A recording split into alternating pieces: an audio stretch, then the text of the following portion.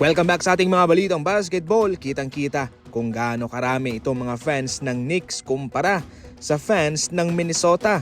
Aba, akalain nyo, triple ang botong natanggap nitong si Karl Anthony Towns sa All-Star votes sa unang return galing sa mga fans. Actually, hindi lang talaga triple, sobra-sobra pa. Ayon mismo sa impormasyon, nasa 8 times ang rami ng kanyang botong natanggap kumpara sa Minnesota. Sa Minnesota, siya ay nakatanggap ng 139,000 votes. Ngayon, sa Knicks ay nasa 1 million votes. Isa sa mga sikat at mayroong malaking fanbase itong Knicks sa NBA.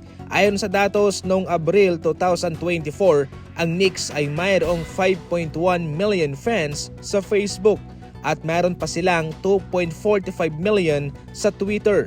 4.2 followers naman sila sa Instagram.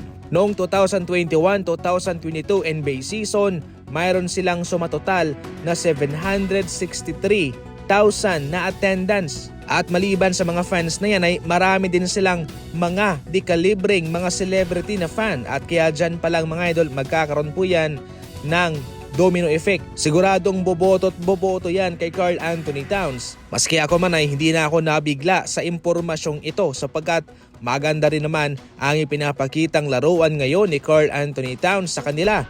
Bale, ang mga botong yan ay parte ng kanilang pasasalamat sa kanya. Imagine, first returns pa lang to. Samantala, pinagtawanan si Dorian Finney-Smith sa kanyang mga naging performances sa kanyang bagong team na Los Angeles Lakers. Sa kanyang debut, 2 points at sa kanilang pangalawang laban, 3 points lamang siya. Marami ang nagsasabi na siya nag-a-adjust pa sa kanyang bagong team. Hindi rin naman madali ang kanyang pag-a-adjust sapagkat magkaiba yung Brooklyn Nets at yung Lakers. Mas malalim ang roster ng Lakers kumpara sa Brooklyn Nets. Ngunit ang paliwanag ni Dorian Finney-Smith kung ano yung kanyang magiging papel sa Los Angeles Lakers ay hindi raw niya kinakailangang maging cool, maging magaling sa loob ng court. Ang kanyang gusto ay maging ala Dillon Brooks sa Los Angeles Lakers, maging si Marcus Smart o pwede rin yung mga ginagawa ni Grayson Allen. O yung magandang halimbawa, si Draymond Green ng Golden State Warriors. Yun daw ang kanyang lalaruin, ang kanyang magiging papel sa kanyang bagong team na Los Angeles Lakers. So bale, hindi importante para sa kanya kung malaking puntos man ang kanyang kakamadahin. Ang sa kanya lang ay gagawin niya kung ano ang kanyang trabaho at yun ay ang pag-aasikaso sa mga bagay-bagay na siya lang ang gagawa para sa Los Angeles Lakers. Para sa inyo mga idol, ano ang komento ninyo patungkol dyan? I-comment lang sa comment section.